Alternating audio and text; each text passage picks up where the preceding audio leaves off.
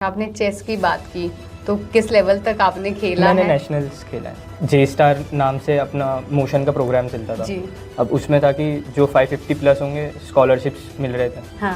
अब suddenly YouTube के ऊपर ऐड आया और हाँ। फिर डिसाइड किया कि जाते हैं। जस्ट अ सिंपल थिंग कि कोरोना आया था तो सबने देख लिया था कि डॉक्टर्स की वैल्यू क्या है। पहले मेरा भी था कि इंजीनियरिंग स्ट्रीम में जाऊँ। हाँ। पर फिर अंकल ने देखा कि थोड़ा बायो के अंदर मेरा पर्सपेक्टिव थोड़ा अच्छा था। फिर उन्होंने कहा कि बायो प्रीफर करना। सबसे पहले तो जैसे मेरे को बाकी का नहीं पता बट मोशन जो था ना तो जे स्टार में ना वीकली बेसिस पे तो टेस्ट होते ही थे जी। और थर्सडेज को क्विज चलते थे अल्टरनेटिव। तो मैं संडे को सोचता था कि थर्सडे के क्विज में टॉप करना है, मतलब बाकी नहीं सोचता था बट कि थर्सडे को टॉप करना है। अब जब थर्सडे तक पूरा मोटिवेशन लग जाता था कि थर्सडे को तो टॉप करना है। अब ज़्यादा टाइम करा है मैंने टॉप, बट जब नहीं भी होता था तो फिर और एक मोटिवेशन आ जाता था कि अब इसमें नहीं हुआ ना, अब संडे वाला है। ओके। अब और एक चांस, मतलब एक हफ्ते में डबल चांस देता था।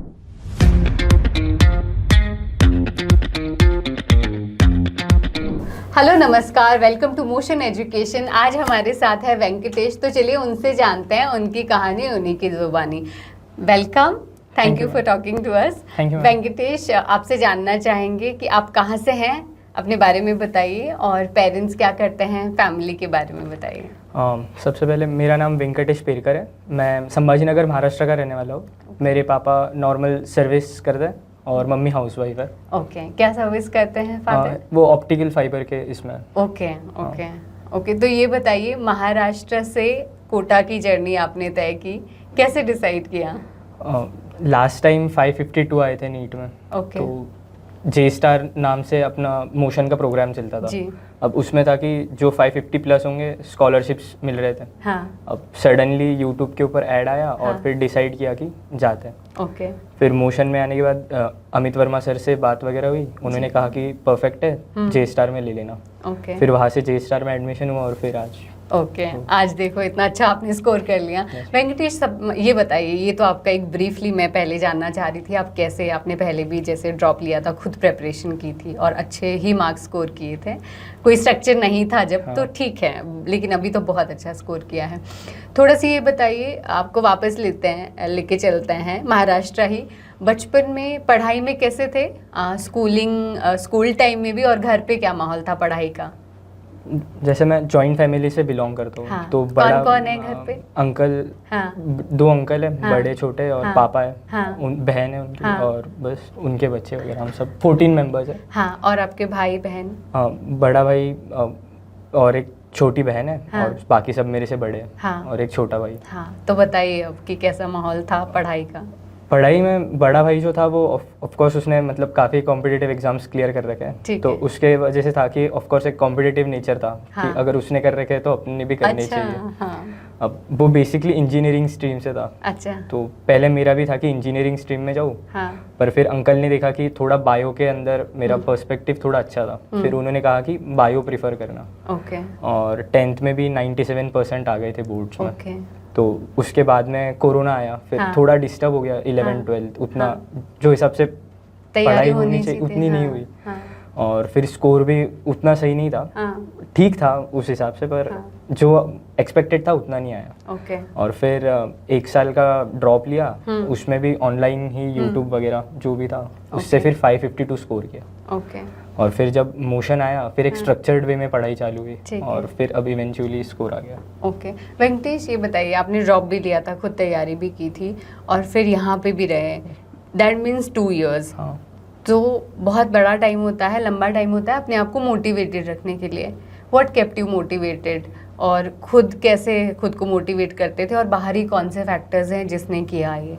जस्ट अ सिंपल थिंग कि कोरोना आया था तो सबने देख लिया था कि डॉक्टर्स की वैल्यू क्या है, कि मतलब डॉक्टर्स काफ़ी इंपॉर्टेंट थे उसमें। और फिर डॉक्टर्स को सोल्जर्स के साथ कंपेयर कर रहे थे कि like national heroes and all. तो वो भी एक इंस्पायरिंग थिंग तो था ही कि यार अपन भी मतलब देश के लिए कुछ कर रहे हैं। हाँ। और हमेशा से करना ही था। हाँ। खुद के लिए, मतलब बड़ी बात नहीं कह रहा हूँ बट हाँ।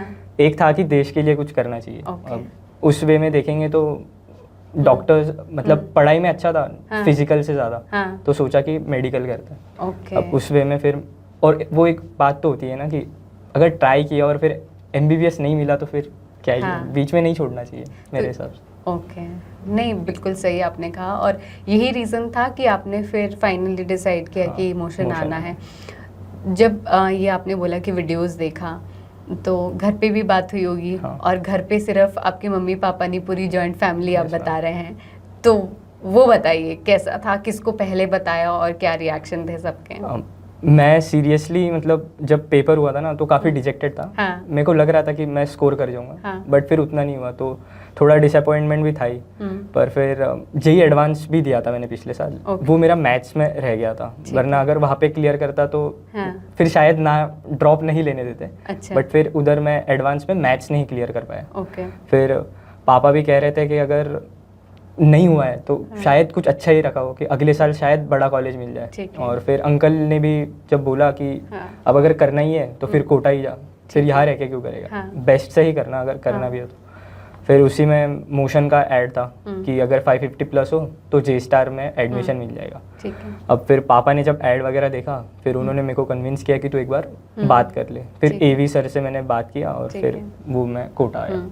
जब आप वेंकटेश यहाँ आए, महाराष्ट्र से यहाँ ना लंबा सफ़र है, मतलब किलोमीटर वाइज भी और वैसे भी, एक बच्चा जब आता है यहाँ पे तो अकेले हॉस्टल में रह रहे होंगे। Yes, ma'am. क्या इनिशियली यहाँ आना, एक तो हॉस्टल का वो जर्नी, हॉस्टल में भी रहना, फिर क्लासरूम में भी पढ़ना, तो घर से दूर आना किस तरह से आपको उसने चेंज किया, और इनिशियली क्या स्ट्रगल्स रहे? मैम जैसे घर से तो दूर रहता था, मैं हाँ। चेस प्लेयर था, तो Okay. मैं चेस के लिए ट्रैवल करता था। हाँ। कभी पापा के साथ, कभी बड़े भाई के साथ। हम्म। तो घर से दूर रहने में प्रॉब्लम नहीं थी, वो प्रॉब्लम थी कि मतलब घर की आदत लग जाती है हाँ, ना कि बिल्कुल। घर आओ तो मम्मी पूछती है खाना खाया नहीं। बिल्कुल। अब हॉस्टल में कोई पूछने को नहीं हो। ठीक है। इसीलिए मेरे को लगता है कि दोस्त, वो एक क्वालिटी टाइम स्पेंड करोगे ना आप दोस्त के साथ तो जी। काफ़ी मतलब बेनिफिट होता है। हाँ। जैसे मैं कोटा आया जी। था तो इनिशियली फ्रेंड्स नहीं थे, तो काफ़ी मतलब बोरिंग सा ही लगता था स्टार्टिंग में। बट फिर धीरे धीरे जब जे स्टार में थे तो हाँ। जे स्टार में सब आप ही के लेवल के बच्चे होंगे या फिर Right. आपसे ज़्यादा ही होंगे, हाँ। आपसे कम कोई नहीं होगा जे बिल्कुल, स्टार में। बिल्कुल। तो अब एक क्वालिटी सर्कल बन गया था। हम 5-6 बच्चे थे जो स्टडीज़ या फिर अदर भी बातें करते थे, बट हाँ। मेनली फोकस स्टडी पे ही होता था। ओके। अब उसमें मेरे 2-3 दोस्त थे। हाँ। अब जब भी खाना खाओ वगैरह हो तो फिर उनसे बात होती रहती थी, Okay. तो फिर वो घर मतलब घर को मिस नहीं करने देते। हाँ। और पढ़ाई में भी मन लग पढ़ाई गया में भी फिर? मन लगता था। अच्छा, आपने चेस की बात की, तो किस लेवल तक आपने खेला मैंने है? नेशनल्स खेला है। नेशनल खेला है आपने, और कौन कौन सी जगहों पे आप गए हैं चेस खेलने के लिए?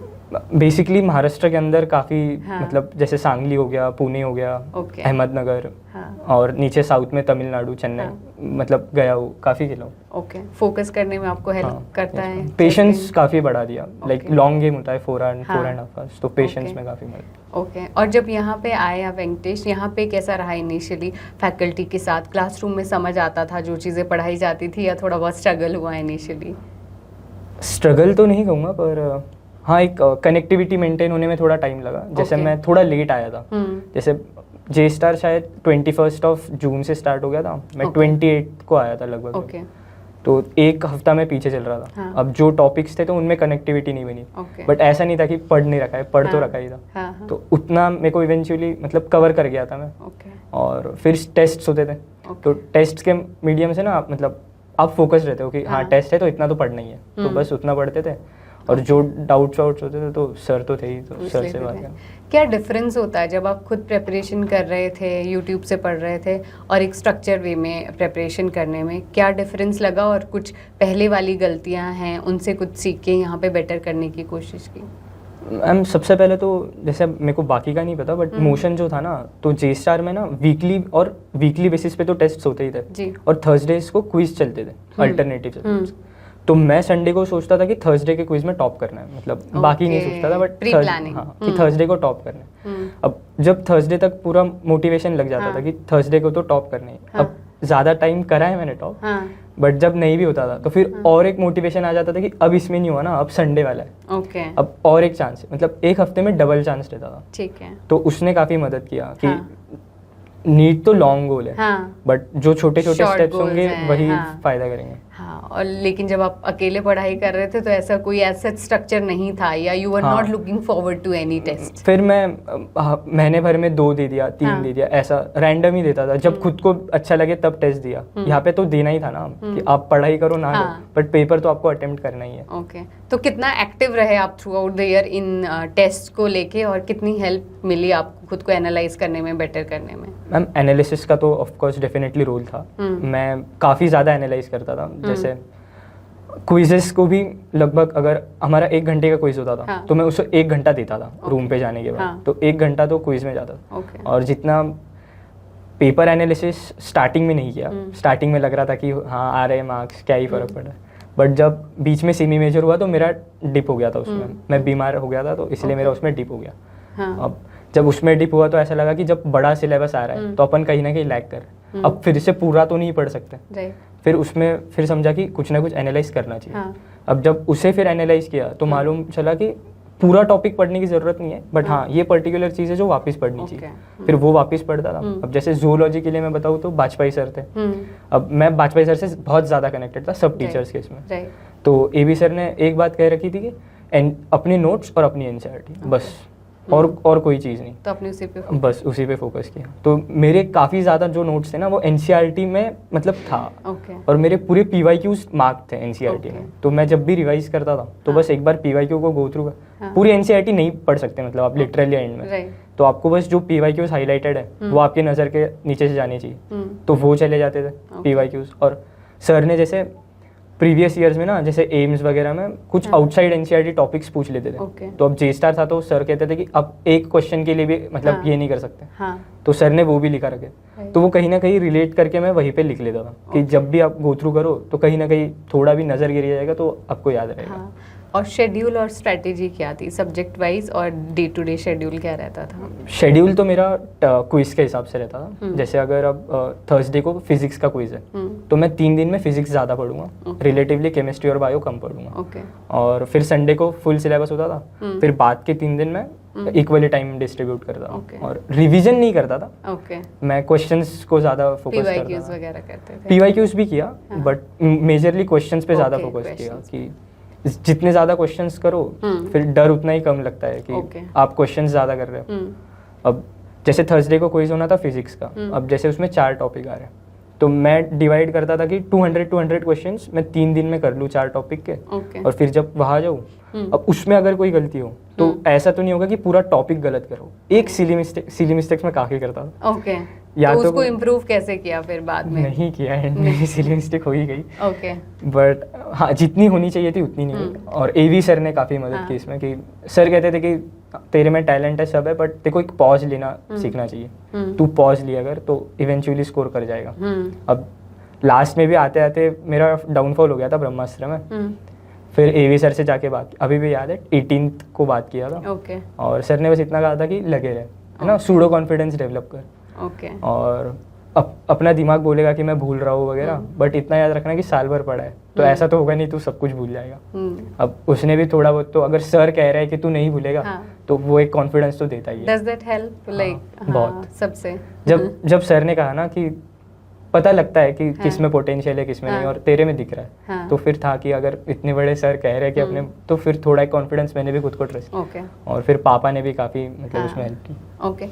आप डिस्ट्रैक्शन से कैसे खुद को दूर रखा? मोबाइल यूज़ करते थे, एंड्रॉयड वगैरह? मोबाइल यूज़ करता था बट ज़्यादातर था कि मैं क्लासेस दिखता था फ़ोन पे जब खाना खाओ वगैरह। तो जैसे मोशन की थी, एबी सर ने असर्शन रीजन करा रखे थे। Okay.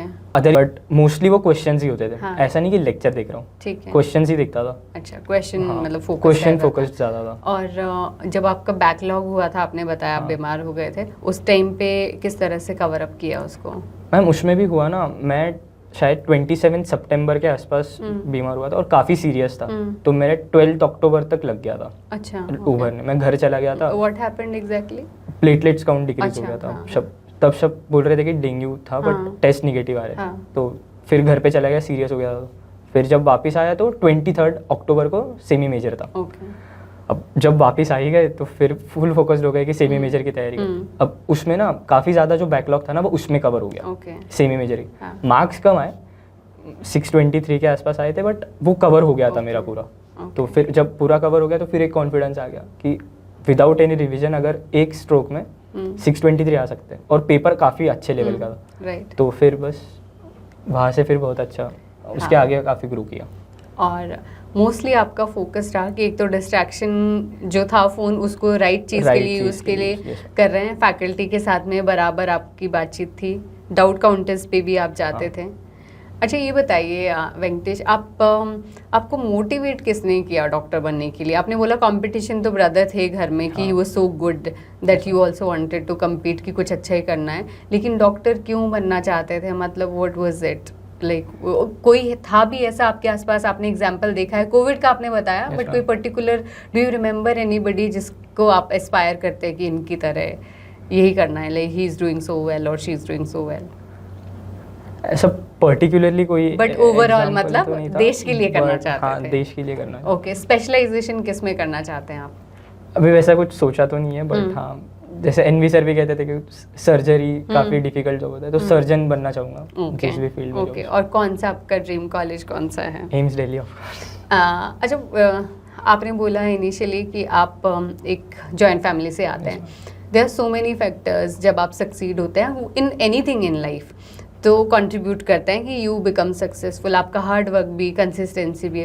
What do you think कि कौन से ऐसे फैक्टर्स हैं जिनकी वजह से आप ये अचीव कर पाए इतना अच्छा स्कोर, और जिसकी वजह से आप सक्सेसफुल हो पाए अभी के टारगेट में? मैम सबसे पहले तो सपोर्ट, फैमिली का सपोर्ट, वो काफ़ी ज़्यादा इंपॉर्टेंट होता है। अगर मैं चाहता भी ड्रॉप करना, बट अगर घर वाले नहीं मानते तो मैं नहीं कर पाता। राइट। बट यहाँ पे उल्टा ही हो गया, उन्होंने ही फोर्स कर दिया कि तू ड्रॉप ले ले, अगर हमें कोई दिक्कत नहीं है, तू एक ड्रॉप लेगा तो फिर तुझे क्या है, तुझे तो बस पढ़ना है ना। क्या उन्होंने आप में पोटेंशियल देखा इसलिए? हाँ, अंकल को था स्टार्टिंग से ही कि तू एम्स ही जाएगा, मतलब तेरे में कैलिबर था। तो अब उनको भी काफ़ी भरोसा था, और मेरी मार्क्स नहीं आ रहे थे नीट में, तो मेरे को लग रहा था कि नहीं हो पाएगा मेरे से। बट फिर जब मोशन में आया, और अमित वर्मा सर से मैं काफ़ी ज़्यादा रेगुलर कांटेक्ट में था, तो सर से मैं बात करते रहता था। तो सर भी काफ़ी मेरे को मतलब एक डायरेक्शन में रखते थे कि तू एनसीईआरटी स्ट्रिक्ट रहे, ज़्यादा इधर उधर भटकने की ज़रूरत नहीं है। तो वो जो एक मेरा गोल था ना कि एम्स जाना है, चाहे फिर कुछ भी हो जाए, तो फिर बस वही था कि एम्स जाना है। ओके, एंड ओवरऑल कोटा में जर्नी कैसी रही? क्या चीज़ें सबसे ज़्यादा मेमोरीज अपने साथ लेके जा रहे हैं? क्या चीज़ मिस करने वाले हैं? मैम सबसे ज़्यादा तो दोस्त मिस करूँगा। जैसे घर से आप दूर होते हो तो ऑफ कोर्स दोस्त फिर फैमिली बन जाते हैं। तो जैसे मेरा एक दोस्त था नितेश, अब उसका नाम इसलिए लूँगा क्योंकि उसने काफ़ी ज़्यादा मदद की, मतलब वो हमेशा साथ ही था। जैसे कुछ भी हुआ ना, मतलब तो वो हमेशा प्रेजेंट रहता था कि मैं हूँ ना, मेरे को बोल दे। तो वो एक ऐसा था बंदा जो क्लास में था, और काफ़ी डाउट्स में भी वो मदद करता। अब दूसरा था रोशन, तो रोशन काफ़ी ज़्यादा मतलब एक्टिव था, तो काफ़ी कोचिंग आना वगैरह, तो वो भी एक मोटिवेशन था कि यार ये कर रहा है, हर रोज़ कर रहा है, अपन क्यों नहीं फिर इसके साथ साथ। तो फिर वो भी एक था। कॉम्पिटिटिव एनवायरनमेंट भी था कि अब जैसे आप देखोगे तो ज़्यादातर बच्चे जो है वो अबव ही मतलब ज़्यादा स्कोर कर रहे हैं। अब जब आप इन सब बच्चों के बीच में बैठोगे तो आप भी ऑफकोर्स फील करोगे कि नहीं यार, अब ये सब कर रहे हैं ना, यही तो अपना कंपटीशन है। अगर अपन इनमें स्कोर कर रहे हैं तो अब ऑफकोर्स जब अपन नीट में जाएंगे कंपटीशन बड़ा होगा, बट यही तो होंगे ना जिनमें अपन कम्पीट करेंगे। तो बस वही मेरा माइंडसेट था। ओके, और जो स्टूडेंट्स अभी नीट की तैयारी करने वाले हैं और वो डॉक्टर बनना चाहते हैं, ड्रॉप लिया है या नहीं लिया है, अभी फ्रेश उनका फर्स्ट अटेम्प्ट होने वाला है, तो उनको क्या कहना चाहेंगे? कैसा माइंडसेट रखे और क्या चीज़ें उनको ध्यान में रखनी चाहिए तैयारी करने के लिए? सबसे पहले तो गोल बड़ा करना चाहिए। जैसे मैं ड्रीम करता था एम्स, सो अगर आपका ड्रीम जितना बड़ा होगा ना, उतने ज़्यादा आप एफर्ट्स मारोगे। राइट। सब, और फिर एक होना चाहिए मोटिवेशन। जैसे मैंने कहा कि कोरोना के बाद में मेरा मोटिवेशन डेवलप हुआ। ओके, सो आपका भी एक मोटिवेशन तो होना ही चाहिए कि क्यों बनना है। जैसे किसी का फैमिली मेंबर होता है, वो उसको देख के उसको कॉपी करना चाहता है, वैसे भी हो सकता है। या फिर जैसे मैंने कहा कि इंडिया के लिए कुछ करना था, तो उस हिसाब से भी कर सकते हैं। ठीक है, एक मोटिवेशन होना चाहिए, एक आपको सपोर्ट होना चाहिए। विदाउट सपोर्ट मुश्किल होता है कोटा में आके पढ़ाई करना वगैरह। और सबसे ज़्यादा होना चाहिए कंसिस्टेंसी। अगर कंसिस्टेंसी नहीं रहेगी ना, तो मतलब आप कर ले जाओगे बट फिर उतना नहीं कर पाओगे जितना चाहिए उतना। चलिए, thank you so much for talking to us, all the best. Thank you.